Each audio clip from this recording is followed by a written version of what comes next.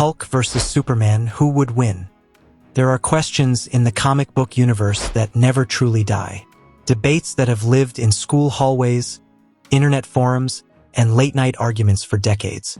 At the very top of that list, above almost every other matchup ever imagined, sits this one. The Incredible Hulk versus the Man of Steel. The green engine of pure destruction versus the last son of Krypton. The monster that science accidentally unleashed versus the god that a dying planet sent to save us. Two titans, two legends, two icons who have each, in their own way, redefined what it means to be powerful. But when you strip away the nostalgia, the fan loyalty, and decades of comic book history, when you put them in the same arena with no rules, no mercy, and no way out, only one walks away. Let us settle this, once and for all. Welcome to What's on Hollywood, and today we are answering the question the comic book world has debated since 1962. Hulk versus Superman. Who is stronger? Who is more powerful at their absolute peak? And who would win? We begin with the man who does not bleed, does not tire, and does not stop. Kal-El, Clark Kent, Superman. Born on Krypton, a world so advanced its science was indistinguishable from magic. He arrived on Earth as an infant and was immediately transformed by the light of our yellow sun. That solar radiation rewrote his biology at the cellular level, turning him into something the human species had never encountered. A living, breathing solar battery of almost incomprehensible capability. Under a yellow sun, Superman's cells absorb and store solar energy, granting abilities that place him in a class apart from nearly every other being. He flies at speeds that challenge the boundary between movement and teleportation. His punches can shatter moons. He has survived supernovas, moved planets with his bare hands, and tangled with gods, demons, and cosmic entities across universes. His senses defy imagination, hearing heartbeats across the globe, seeing across star systems, analyzing molecular structures.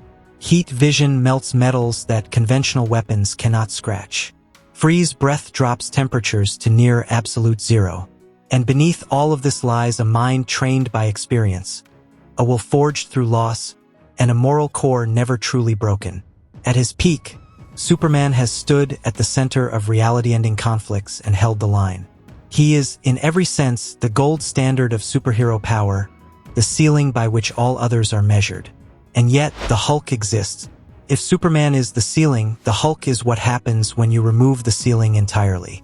Bruce Banner was a genius, a theoretical physicist who understood the architecture of the universe in ways most scientists cannot dream of.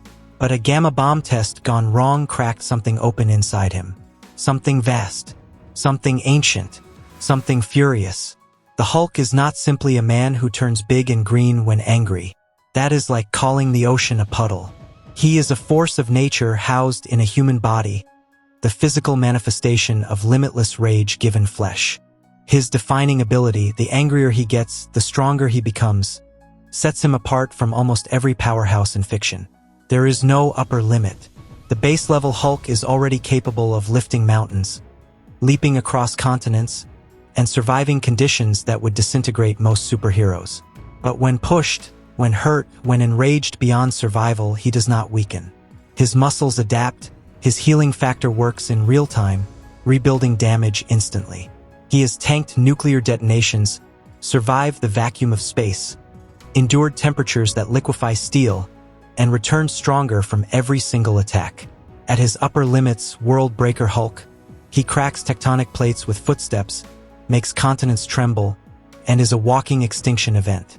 No one, not Thor, not the Sentry, not anyone in Marvel, has overpowered him at that state without cosmic-level intervention. Two beings at the pinnacle of physical power.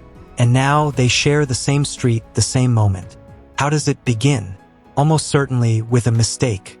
The Hulk arrives in Metropolis mid-rampage, lashing out because the world that should understand him tried, once again, to chain him. Superman arrives not to destroy, but to contain.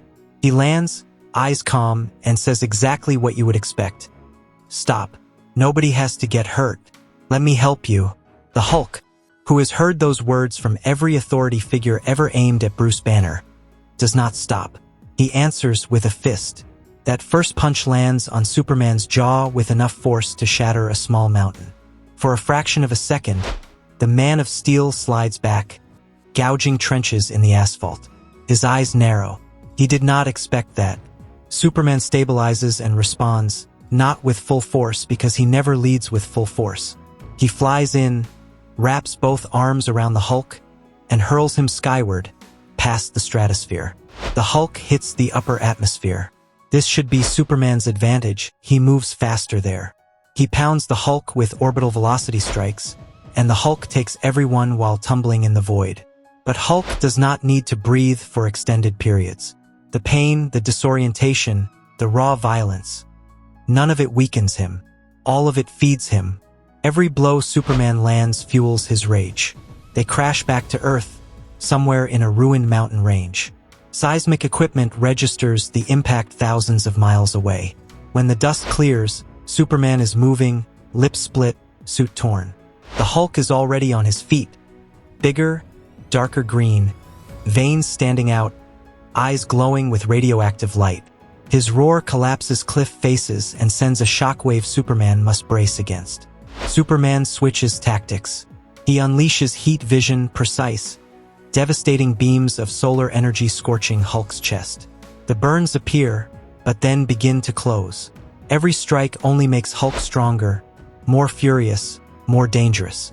Superman presses the attack using super speed and strategy, striking from multiple angles, landing dozens of blows for everyone Hulk connects with. But the hits that land are catastrophic. Each punch threatens geological stability. Superman, for all his durability, can be hurt. Hulk is climbing past the threshold of what Superman can endure. The turning point arrives when Superman decides to end it cleanly. He positions above Hulk, builds a full solar charge, and fires sustained heat vision rarely used. A crater forms, a quarter-mile across. He holds the beam for 30 seconds. When the smoke clears, the Hulk that emerges is transformed. Taller, larger, gamma energy crackling like living electricity, the world breaker. Anger fuels speed now.